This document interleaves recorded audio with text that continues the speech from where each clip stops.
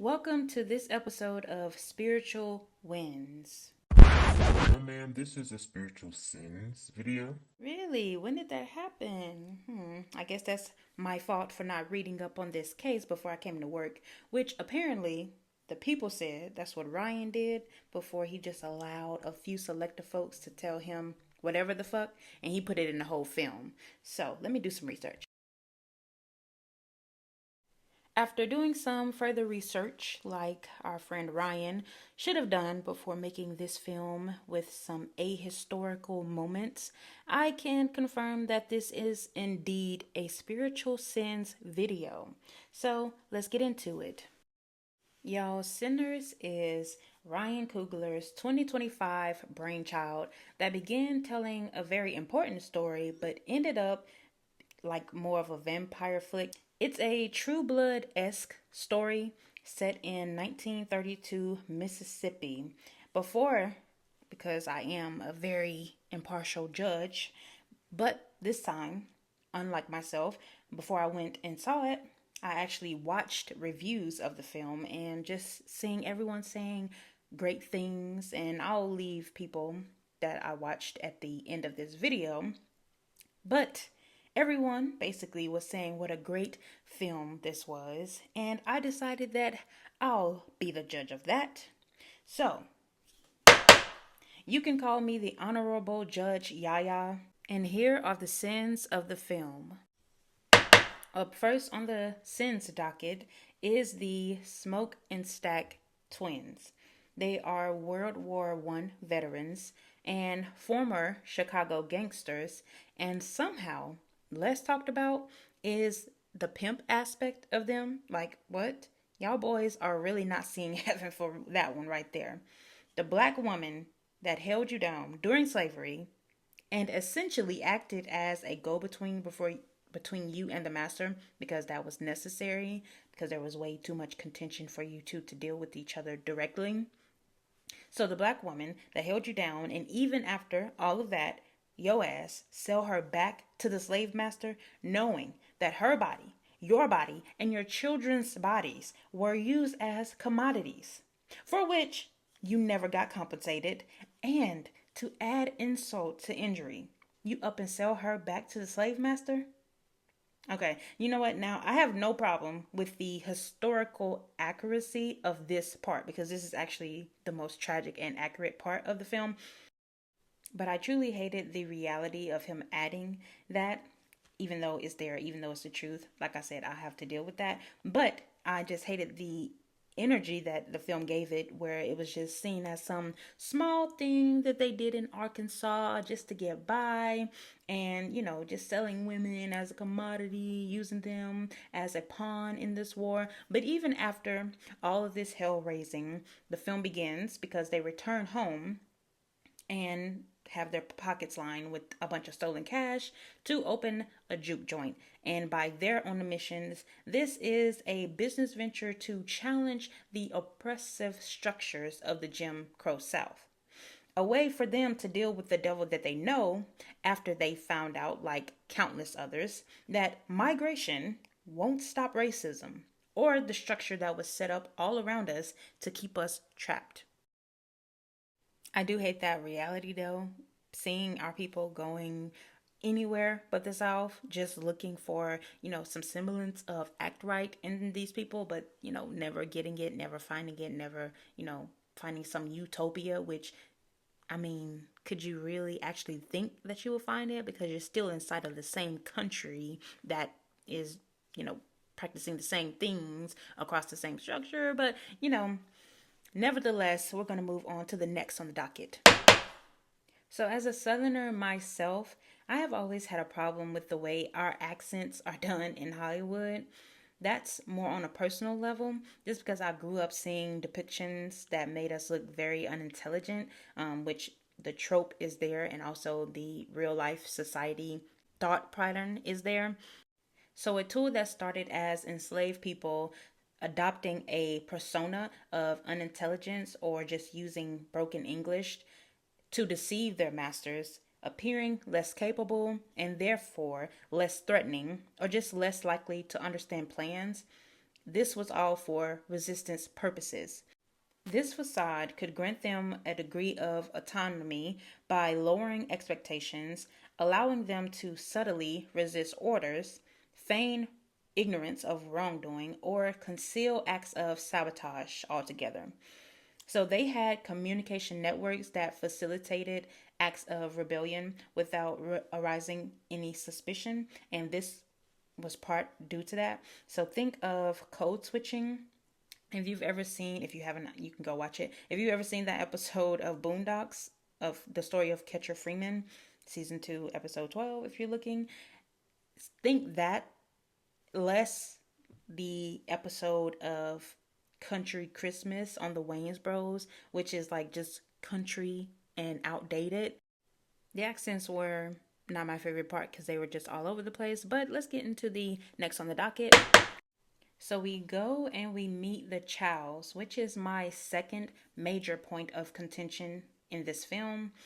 It's really not an accurate depiction of the relationship if we're just being honest with ourselves, which is hard to look at the raw truth and wish it was different, but it was not. Now, let them tell it. It was a symbiotic relationship between the two in the documentary where Ryan pulled his info for this part of the film. They show no strife between the two.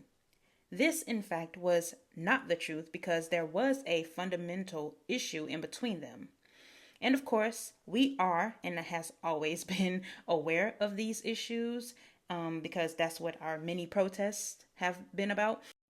This is where Ryan could have truly benefited from more research or just speaking with Black Mississippians for a full picture. Because the truth is that the Chinese wanted to be protected from the contagion, their words, not mine, of Black people, which was shown in the 1927 Supreme Court case of Gong Lom versus Rice. Mind you, this movie was set in 1932, a couple years afterwards. So I'm sure it's no secret to the Chinese of that time who's retelling the story, whomever, or the Black Mississippians who far outweighed the Chinese, that this was a conflict in between the two. In a time where Black people are literally being paid with wooden nickels, whatever shown in the film, the Chinese are being paid in subsidies by the government, which is how they can somehow afford to have two stores right across from each other. And even though the scene transition was nice, I'm not going to lie, the cinematography was cute on that part. No one is saying that their existence in this country is perfect. I will be the first to admit that, not being able to own homes and having to work 365 days a year, basically, and living in the back of the store is not a comfortable existence at all. But we will acknowledge the fact that they didn't want to be associated with us at all.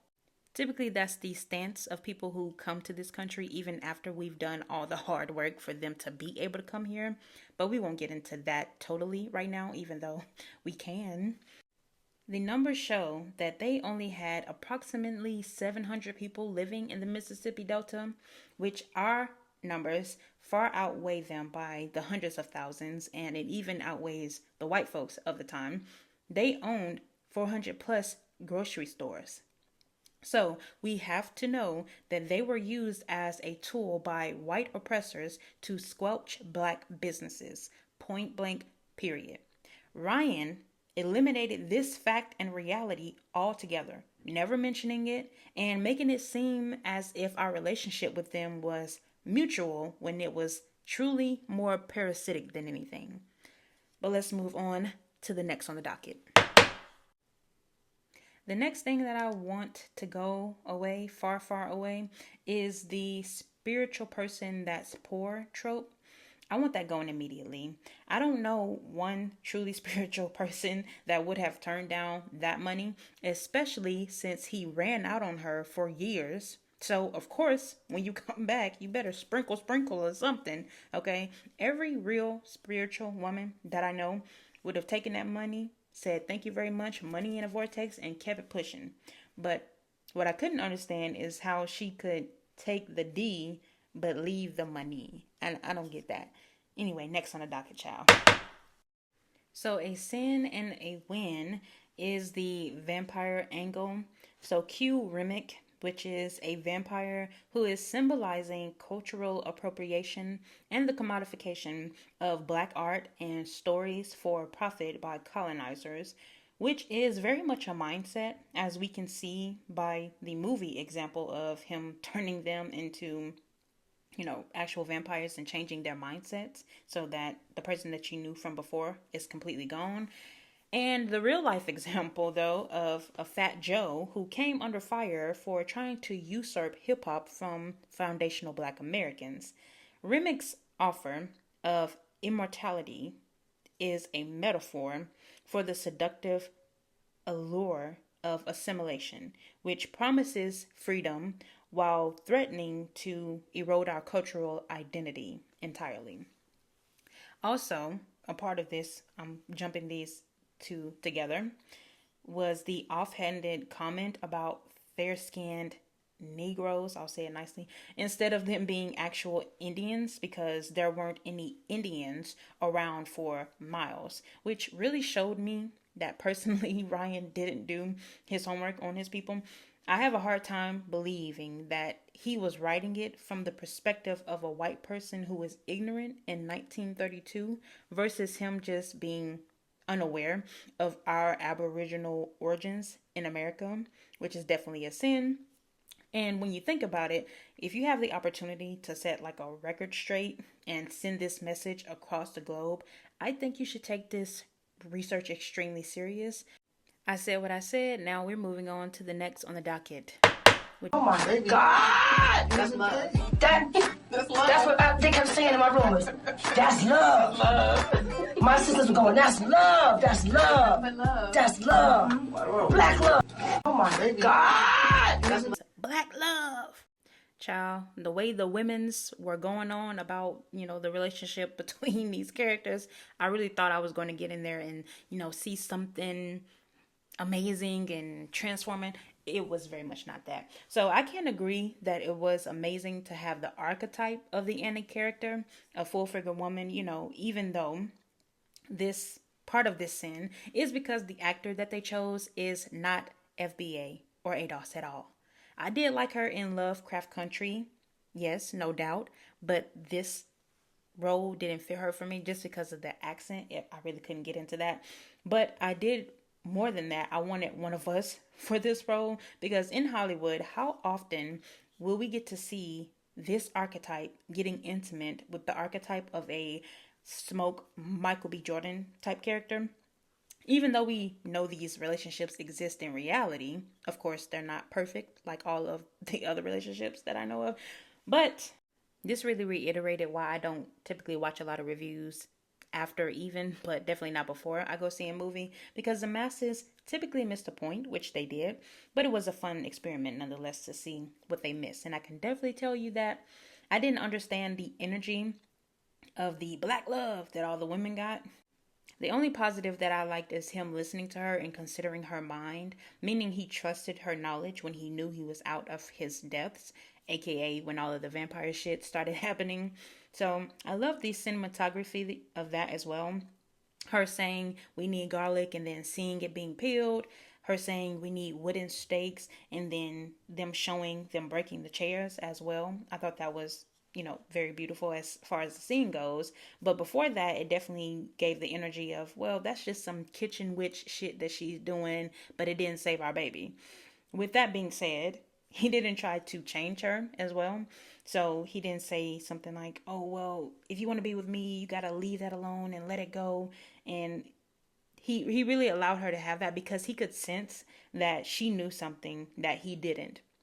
But he also called out the mysterious nature of this unseen energy, and I'll touch on that later. Anywho, getting back to the black love, I didn't get that feeling of black love, more so of convenience on his part, and to be honest, desperation on hers. I didn't see any good reason that she had sex with him immediately after he came back. To me, it seemed like, damn, women have always needed to know their worth and add text because there's no way that I could see, me jumping back into the bed with a man, even though it was standing up, but still, there was no way in this world that I could see me getting back with him that quickly after he abandoned me, after the trauma that I went through of giving birth to a baby that didn't survive. And then he runs off with no communication. It's not like he gave her some story of, I'm going to go away, get myself together, get some money, and do this for us. No. He ran off with the intentions of not coming back.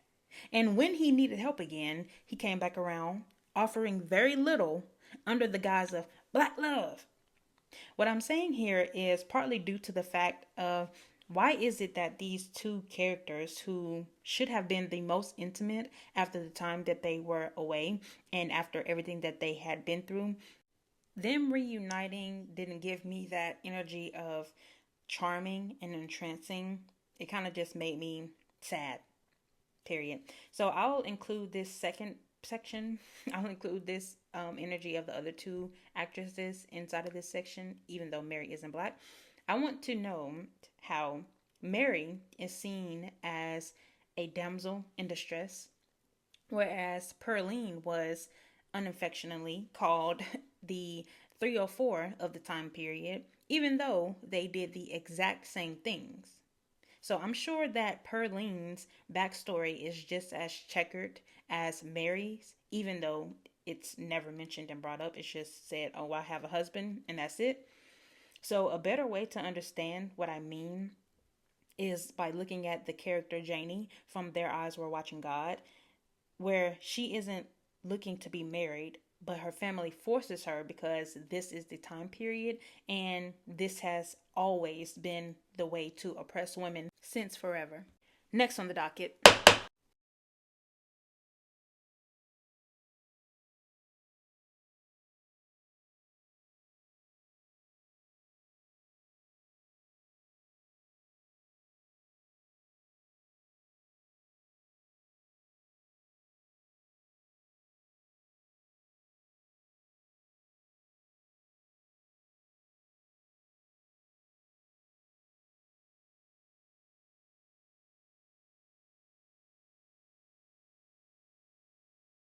So the honorable mention sins goes to that scene of Mary telling Stack that she'll beat every bitch in here. A fight could have literally broken out just from that threat alone.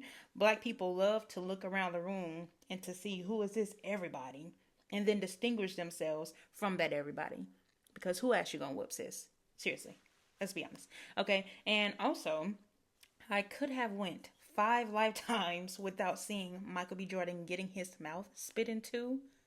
God, my God, today. Okay, that's a terrible spell, by the way. Do not try this at home. Don't let somebody do that to you. Also, why didn't both of the childs just walk out? Like, why did she send him by himself? Even though she was clearly the one more pressed to leave and didn't have this same sort of connection, if you ask me, with Smoking Stack like he did. All of her character's actions are a sin, by the way, if you ask me. She's the one who allowed them to enter, even though it was the easiest thing to not do. Like, that was the whole objective for the night. How you fucked that up, I don't get it. And I don't want to hear that, well, oh, it's her husband. And girl, this man's twin brother, from which he was in the womb with, in the trenches with, he gave that nigga a middle finger and said, you're not getting in here, as he should have. Like, sweetie, come on now. Even after seeing Cornbread tearing that guy to smithereens, she didn't flinch. Neither did he. Like, girl, are you okay? The first time she pretended to not understand this situation and how dire it was, I would have had my fucking foot in her back, throwing her ass to the wolves that she seemed so keen to be around. But anyway, I guess we had to make that climax happen anyhow, since all of the other people that were in there would have been too smart to have that shit happen. So it's giving very much Marvin Sapp energy. Close the door. Close that door. I'm not fucking with you. Or like string a bell. Anywho, that is the last sin. Let's move right along to the wins. In the wins, we're focusing on how Sinners uses black music as a spiritual force. its historical suppression, and what it means when the juke joint becomes a battleground for their souls and their sound. So obviously, I have to shout out my nigga Sammy, okay, for making it all the way to the end, guitar in hand. Even after he bashed that vampire motherfucker in the head with it, is giving Please Don't Stop the Music energy. I love that. The music was the biggest win of the film. Like the cinematography of all of those scenes, I just love it. And for historical context, understand that this is 1932, as I've mentioned, but in 1739, after the Stono Rebellion, I might add, plantation owners in the South made it illegal for the enslaved to play drums, use horns, etc., not because of the noise, but because of the symbol. So drums were a language, drums meant rebellion. This was the first attack on our music in America, but it definitely was not the last because it was dangerous to oppression. There were many things that were outlawed. Some of them can be seen in the juke joint as well during the scene, which is gambling that was outlawed, dancing, things of that nature, the things that meant a lot to us spiritually. Even Annie, when she's doing readings in there, those things were taken from us. And this is what he attempted to touch on when he gave that line. Del Rey's character, mind you, who was phenomenal in the film, but he gave the line of, "We brought this from home." Now, even though I don't fully agree with that because of what I documented before about the sense portion of who we are, and also sound is universal across cultures, but I see that an attempt was made here. I would have much preferred, if he had just said, this is something that we created, unbastardized or untouched by the tumultuous times that they're living in. Something of that nature. But nevertheless, getting into this, I didn't love the fact that there was a spoiler at the beginning of the film. I didn't need that, even though it was beautifully done cinematically, still didn't need it. But back on topic of the music scenes, I love the stomping in unisons. That sent me. I was definitely smiling from ear to ear during that scene. It's a different part of my brain that's lighting up when I see us dance, double dutch, skate in elaborate ways together. I just love that. Also, I could replay the scene of them dancing for the first time Sammy sings over and over again. I love the infusion of the old and the new. I love that Ryan showed that the music has the ability to transcend time, even when we're in the today, the future of things, and we're listening back to their music and, the pain and all the sorrow that's in it. It allows us a deeper perspective.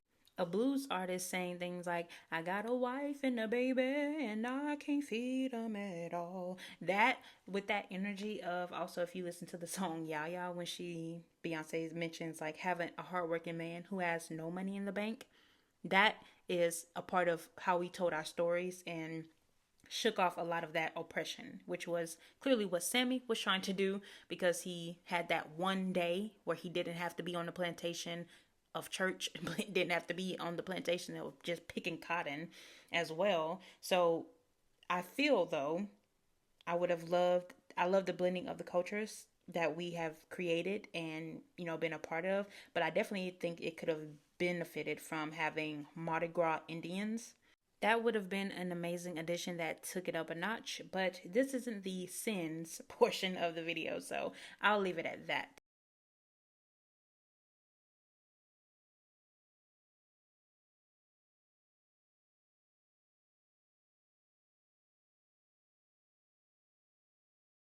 To the next on the docket. Ooh, this win is for Stack explaining cunnilingus to Sammy, which was a win that I wasn't prepared for. I guess Ryan wanted to get all of his ratings worth on this film. If it's rated R, then we rated R all the way. So the sensuality, though, was off-putting in a few different scenes. Because the way Mary went from, "You had your tongue in my peach cobbler the last time I seen you," to "I buried my mother yesterday," Sweetie, are you okay? That shit gave me whiplash. I did like the acknowledging of the chain gang that they rode by and the wooden coins given to them by their ex masters, even, past the migration and everything like that. These were important but subtle scenes that reminded us of the traps awaiting us after quote unquote slavery. And yes, it's in quotations because of the 13th Amendment, which only concealed slavery, but also because it showed the difficulties that even law abiding people had. So, being tricked into bad faith deals across all industries and being brutalized, even when we're minding our own business, which was shown in that same scene as they drove along longer when he was telling the story about the guy who got hanged and got his manhood cut off. But another win would have been added if they had mentioned the fact that they subsequently ate their body parts as well. But I guess I can't ask for the whole truth on film now, can I? Anyway, on to the next one. This can be called the Why Didn't the Roots Work on Our Baby Then section, which is about the heavy questioning of religion and the mindset and what it does to people. I always appreciate Ryan adding that into his films, especially for us, so it can be, more impactful. I feel this whole film did that in more ways than one. Like I mentioned, the spoiler at the beginning of the movie, it's the scene, where Sammy walks in, and I feel like it could have been at the end and been just as fine. But where he walks in and he's having those flashbacks to the night before, and he's getting that same feeling from his dad as he got with Remick. And he could tell that the way that the mind disease would take over a person, and the person, whomever you knew from before, is gone and no longer there. In that same moment, he was looking around at his dad and his dad's flock, and he could completely understand the similarity in between those two, which is why he made the decision to leave. So I feel like he definitely, like I said, he caught those similarities and was like, yeah, no, this is not going to work. It's that same energy as Remick explaining how he wanted his stories and how he, wanted to take over him basically. And he could see that that wasn't going to be a good deal for him. So he definitely got out. And all of these flashbacks gave me, the moment of Where Is Your God Now scene in Black Panther, which does beg the question of this omnipotent force that we're being told to worship, but is not explaining why we are having to go through Jim Crow or slavery or seeing the enslavement of our mothers as a whole, which is a part of the original sin. And of course, as a collective, we have to question any religion that will be given to us by our opposition. Like, are y'all okay? It's a common saying that when a colonizer rose up with the Bible, we have all the land and they only have the Bible. But when they leave, they have all the land and we are only stuck holding the Bible. So, yeah. So, some honorable mention wins is that cute scene where he tells the young girl to like up her price and helps her to negotiate. I like that scene, even though it reminded me that he was a pimp. I will never get over that. And it made me think of, the correlation of, where he got those skills from. But him giving her those skills used outside of that realm is a lesson that can be very helpful. So, a win nonetheless. Also, the scene where they found that guy passed out and put his ass outside and then subsequently found out that he wasn't dead, because I too would have said sorry to that man and told him, listen, stop yelling because you're going to attract some of them demons over here. Just hide. That's it and that's all. That's all I got for you. Your ass is grass. Sorry. I thought you was dead. Okay. Also, the ending scene, and not just because of that, the Django style unaliving of the KKK members, which I can tell Michael worked hard on, kudos to him, but because of the end where he asked the guy for a cigarette before eventually taking him out, I like that he hit the cigarette and that allowed him to connect with her spirit, which is very real. By the way, not the toxic crap that you can find in the stores now, but there was a very special connection between us and tobacco because it helps us, connect with our ancestors. And that was a part of the reason why, smoking a peace pipe was an integral part of, them working with and doing business with others because it allowed you to see their true motives and whatnot. Overall, though, I liked Sinners. It's a spiritual journey that challenges us to consider the sanctity of our cultural spaces and the dangers of commodification. And it showed the enduring strength of a community that America has been working hard to tear down since the time that the colonizer stepped off of his boat. So, it serves as a reminder it serves as a reminder that in the face of darkness, our heritage and collective spirit are our greatest defenses against forces that seek to consume and erase us. So, as far as my verdict goes, I will grant a continuation because there has been talks of, more coming from this franchise.